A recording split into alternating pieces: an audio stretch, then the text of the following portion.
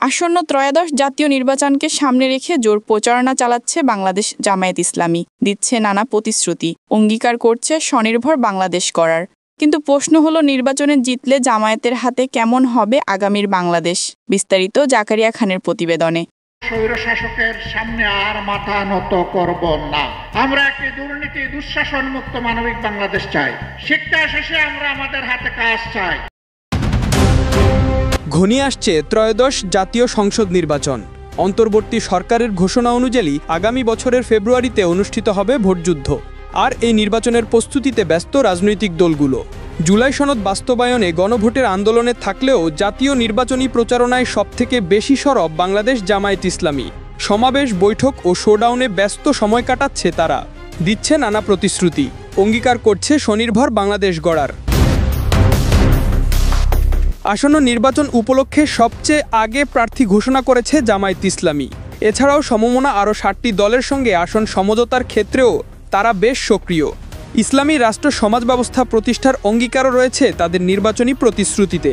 আরও রয়েছে নারীদের নিরাপত্তা নিশ্চিতে পর্দা মানার পরিবেশ ও কর্মপরিবেশ ঠিক করা, কর্মঘণ্টা হ্রাস, স্বাস্থ্যসেবার মান উন্নত করা, বেকারত্ব দূরীকরণ, ইসলামী অর্থনৈতিক ব্যবস্থায় স্বনির্ভর বাংলাদেশ এবং হিন্দু, মুসলিম, বৌদ্ধ, খ্রিস্টান সহ সকল ধর্মের মানুষের সমন্বয়ে অসাম্প্রদায়িক সমাজ গঠন। এখন পর্যন্ত সরকার গঠন করতে না পারলেও দলীয় সূত্র বলছে, আসন্ন নির্বাচনে সরকার গঠনের লক্ষ্য নিয়ে মাঠে নেমেছে জামায়াত ইসলামী। দলটির আমির ডাক্তার শফিকুর রহমানের প্রত্যাশা, নির্বাচিত হলে বিএনপি ও ফেসিবাদ বিরোধী ও অন্যান্য রাজনৈতিক দলের সঙ্গে সমন্বয় করে সরকার গঠন করবেন তারা। জনগণ যদি মহান আল্লাহর ইচ্ছায় আমাদেরকে নির্বাচিত করে, ইনশাআল্লাহ আমরা আপনাদেরকেও বাদ দিব না, সবাইকে সাথে নিয়ে আমরা দেশ গড়ব ইনশাআল্লাহ। আমরা বিভক্ত জাতি আর দেখতে চাই না। জাতিকে যারা বিভক্ত করে তারা জাতির দুশ্মন। যদিও নির্বাচনী প্রচারণায় দলটি মুখর, তবে রাজনৈতিক বিশ্লেষকরা মনে করছেন চ্যালেঞ্জও আছে অনেক। 1971 সালের মুক্তিযুদ্ধ বিরোধী তকমা এখনও দলটির পেছনে রয়েছে। পাকিস্তান ভেঙে বাংলাদেশ সৃষ্টিতে বিরোধিতা করেছে দলটি। এমনকি পাকিস্তানি বাহিনীর সাথে গণহত্যায় অংশগ্রহণের অভিযোগ আছে, যা শূন্য নির্বাচনের ভোটযুদ্ধে বড় চ্যালেঞ্জের মুখে ফেলতে পারে দলটিকে। এদিকে অর্ধ শতাব্দী ধরে লিবারেলভাবে বেড়ে ওঠা জনগণ তাদের ইসলামী সমাজ ব্যবস্থার প্রতিশ্রুতি কতটা গ্রহণ করবে সেটিও একটি গুরুত্বপূর্ণ প্রশ্ন বলে মনে করছেন রাজনৈতিক বিশ্লেষকরা।